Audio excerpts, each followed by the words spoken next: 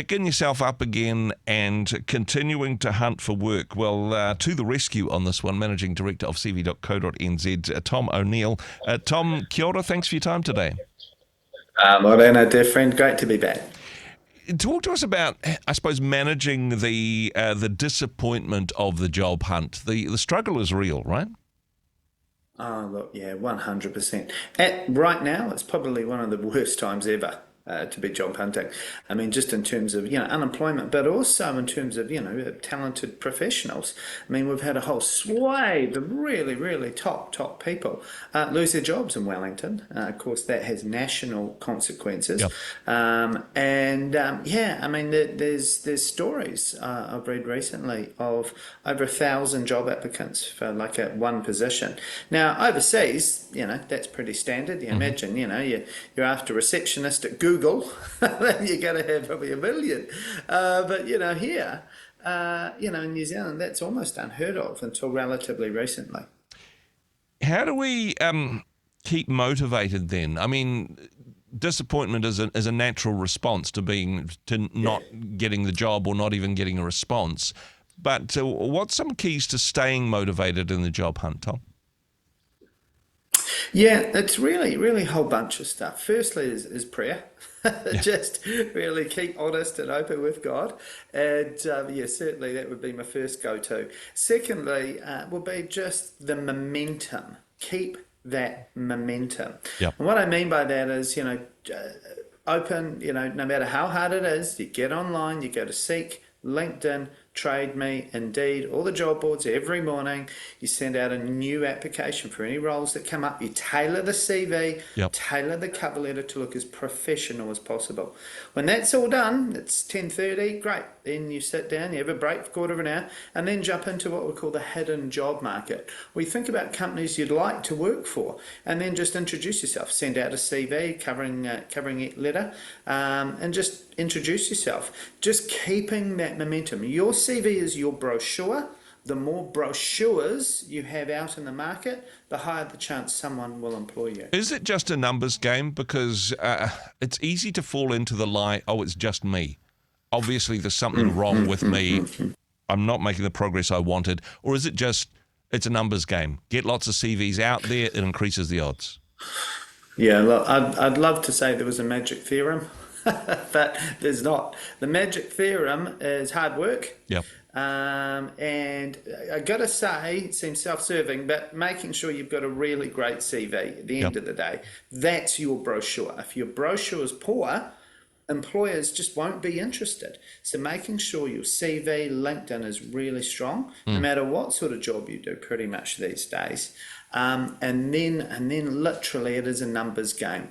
It's just being seen. Just because you're applying for jobs online, hundreds of other people are also applying for those roles. But when you position yourself through your networks, telling friends and family members that, hey, look, just keep an eye out, as well as going direct to people. It's not if, it's when. Yeah. And it's so important to distinguish between it's not you, but maybe your CV could do some work. How important is it to have a cheerleader or a mentor in this space? Because somebody who's, shining some light in your direction on days when you're getting down. Yeah, it's important to have a range of sort of different people around. A listener, someone who just really just sits there and goes, okay,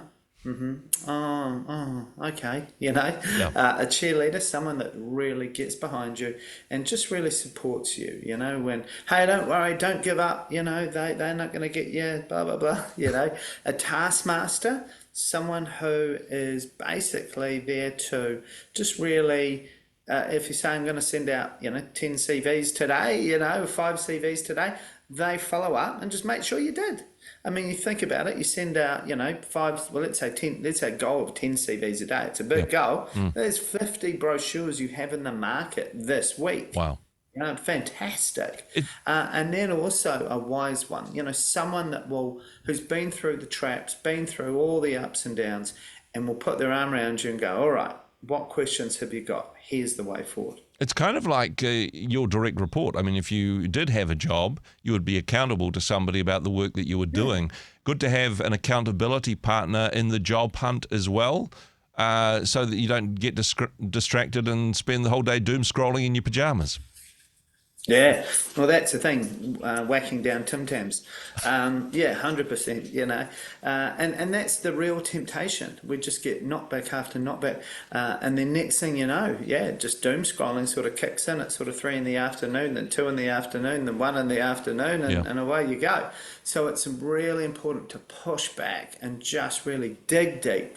Dig deep in prayer, dig deep in yourself, get that support from those around you, and then just keep moving forward.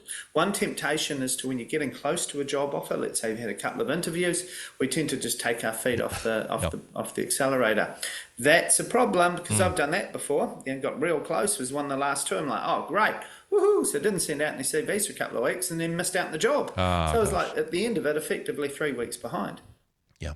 No, it's certainly tough. You mentioned the types of people that can be part of your support crew or pit crew, to use an F1 illustration. Can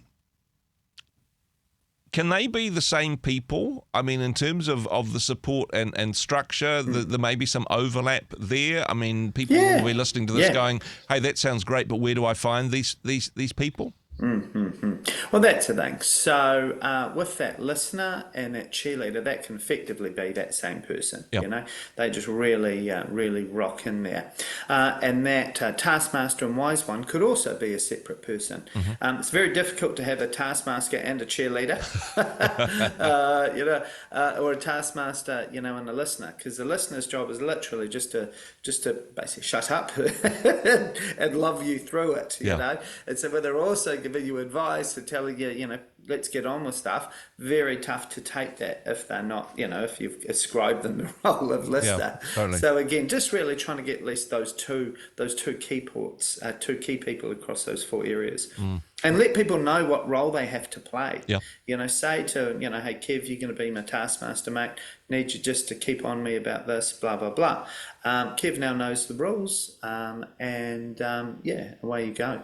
This sounds like fantastic advice indeed, and it doesn't guarantee that you'll get a job, but it gives you a much better chance of being out there and staying motivated in that space.